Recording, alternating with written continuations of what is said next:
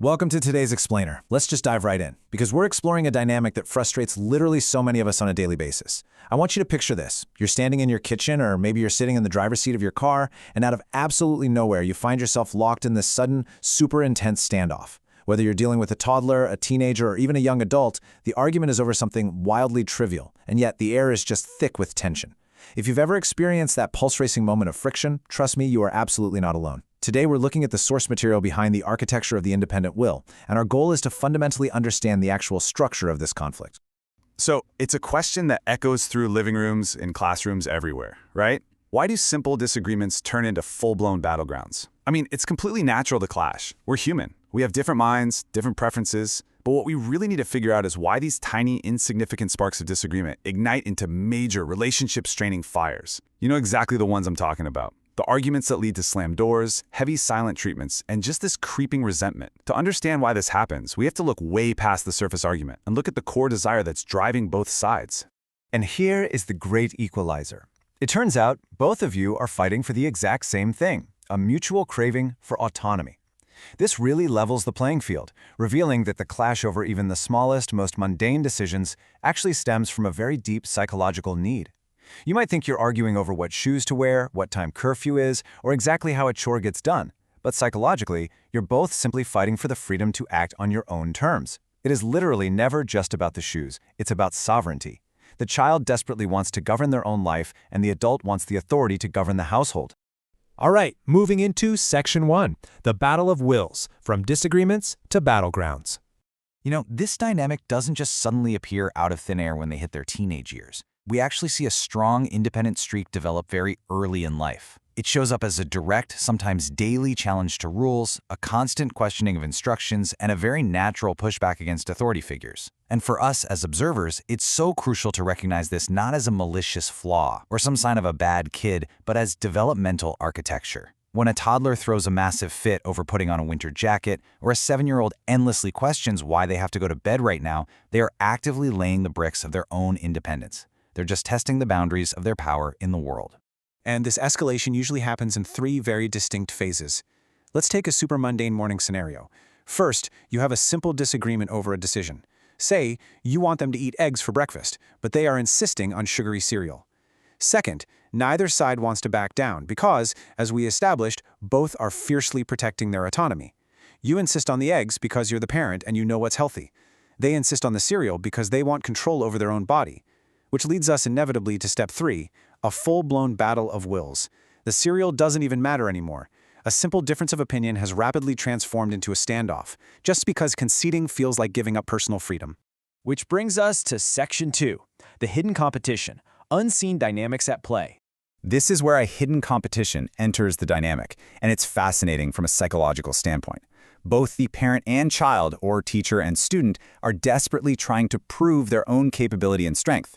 It completely stops being about the actual issue at hand and becomes this quiet, intense contest of who's stronger, who's smarter, and who's ultimately more capable of running the show.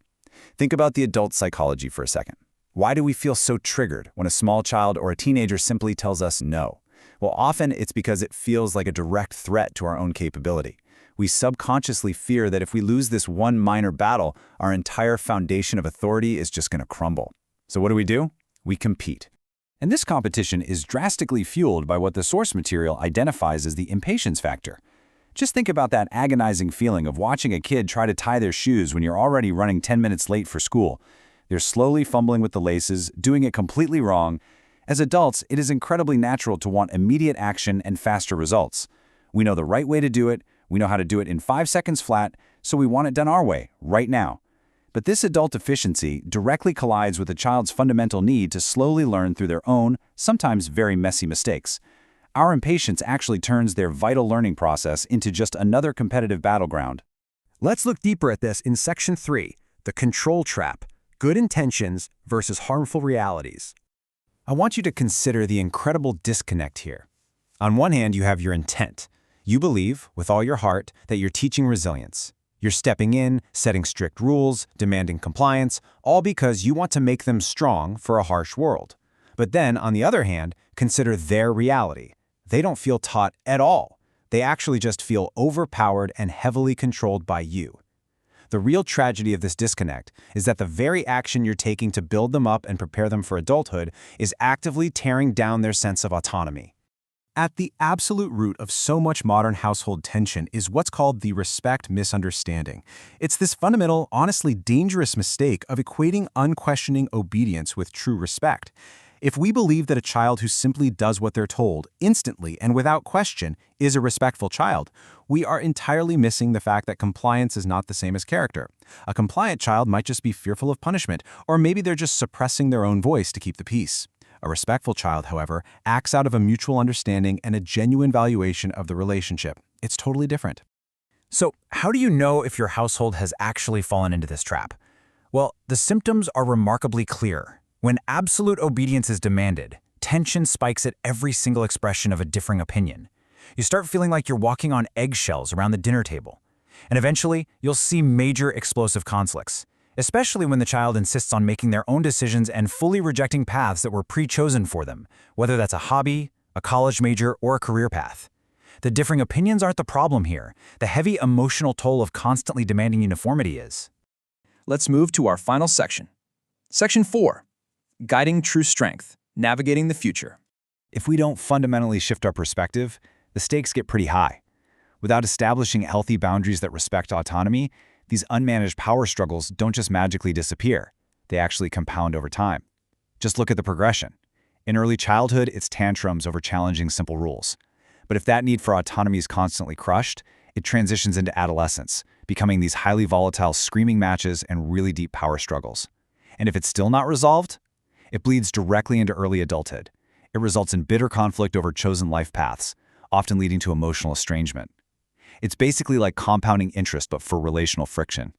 So the core truth we absolutely have to accept is this: strength cannot be forced. Recognizing that an independent will is not a threat to be crushed is step one. A strong-willed person is simply a strong person in training. They have the exact traits, the determination, the stubbornness, the leadership, that we actually celebrate in successful adults. But true enduring strength, the kind you really want them to have when they face the complexities of the real world, absolutely cannot be forged through domination. Instead, true strength requires active guidance, not dictation. It requires mutual trust, and most importantly, it is taught by your example. What does that actually look like in the heat of a moment? Well, it looks like a parent taking a deep breath during an argument, lowering their voice instead of raising it, and validating the child's frustration before calmly offering their own perspective. That is modeling emotional regulation. Conversely, true strength is completely destroyed through tactics of dominance, and it utterly fails through attempts at strict control. You just cannot control someone into being independently strong. Which brings us to the core challenge of this whole explainer. I want to leave you with this final thought to really reflect on as you navigate these daily struggles with the strong-willed people in your life. Look closely at your own interactions. Are you demanding obedience simply for the sake of your own comfort and control?